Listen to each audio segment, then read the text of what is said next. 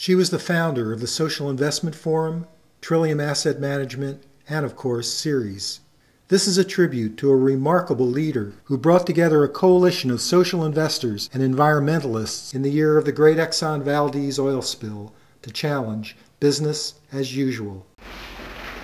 The CERES project was founded on the belief that considering financial profits alone when investing in savings for our future can blind us to social and environmental costs that may in fact rob us of our ability to have a future. As we came together and brainstormed, we came up with the idea of an environmental mission statement. Put together the reporting need and the environmental mission or vision statement became the 10 principles that were announced in 1989 as the Valdez Principles. As I have come to know this world from the moment of my birth until the day my life has done, I'll pledge allegiance to the earth. I'll pledge allegiance to the earth. Everybody seems to be in here, so why don't we get started today? We'd like to welcome the international folks who come from all the way from India, Philippines, and... Well, we were investors, and as investors we cared a lot about the outcome of the company. We cared about the ultimate financial performance of the company. As investors, we also wanted information about environmental policies and environmental performance. There wasn't any information of that sort. CERES was an idea whose time had come. It was very big in the media when it hit in September of '89. We didn't know what to expect, frankly.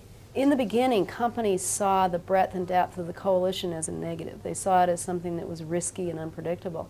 Over time, companies began to see this as an asset. About 2 or 3 years after the principles were released as the Valdez Principles, we had received a fair amount of negative feedback about the name. And there were pro and con opinions on the board about whether to actually change it. Companies started just calling the principles the CERES Principles and refused to even use the word Valdez Principles. But at one of the board meetings of CERES, someone spoke up and said, would you name the Audubon Society the Dead Oily Bird Society? And after the laughter died down, I think we all realized that maybe it was time to change the name. As the relationship with companies became a much more trusting one, the companies began to value that broad stakeholder relationship.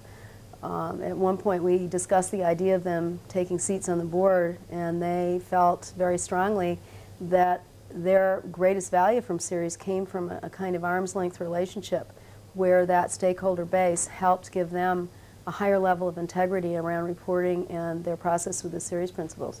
We know that CERES has to be real. We can't simply bring companies in and say that, okay, they've come in and they're now CERES companies, and the end of it, they've made a wonderful pledge.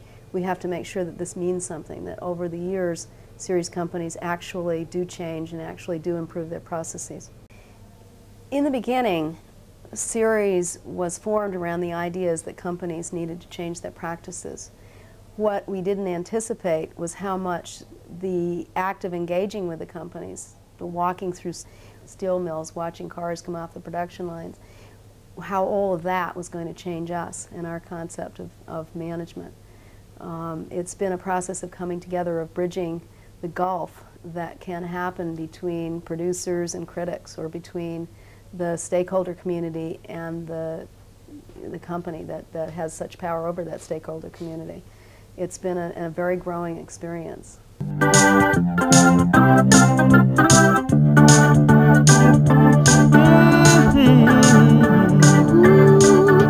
the leaves that fall in autumn are the leaves which grow in spring, and the snow that lies in winter is summer's cool rushing stream, if the wind that fills the sailor with dreams of seas to roam